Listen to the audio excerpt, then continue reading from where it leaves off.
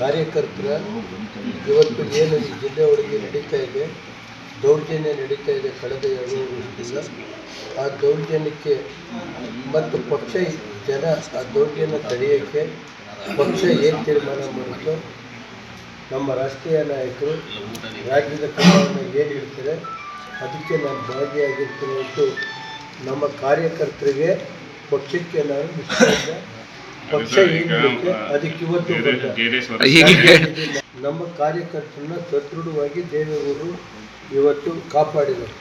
ಅದೇ ರೀತಿ ಕುಮಾರಣ್ಣ ಈ ಜಿಲ್ಲೆಗೆ ಅವಧಿ ಆದಂಥ ಕೊಡುಗೆ ಕೊಟ್ಟಿದ್ದಾರೆ. ದೇವೇಗೌಡರು ಕೊಡುಗೆ ಇದೆ.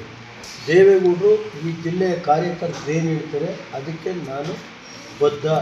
ಕಾರ್ಯಕರ್ತರಿಗೋಸ್ಕರ, ನನ್ನ ಸ್ವಾರ್ಥಕ್ಕೋಸ್ಕರ ಅಲ್ಲ.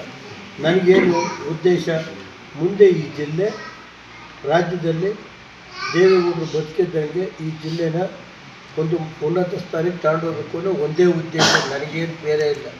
ನೀವು ಸಣ್ಣ ಆಗಬೇಕಲ್ವಾ? ಅದು ಒಂದು ಉತ್ತಮ ಆಹಾರದಿಂದ ಸಣ್ಣ ಆಗಬೇಕಲ್ವಾ? ಪ್ರತಿದಿನ ನಮ್ಮ ಜೀನಿ ಸ್ಲಿಮ್ನ ಯೂಸ್ ಮಾಡಿ ಯಾವುದೇ ಸೈಡ್ ಎಫೆಕ್ಟ್ ಇಲ್ದಂಗೆ ನೀವು ಸಣ್ಣ ಆಗ್ತೀರಾ.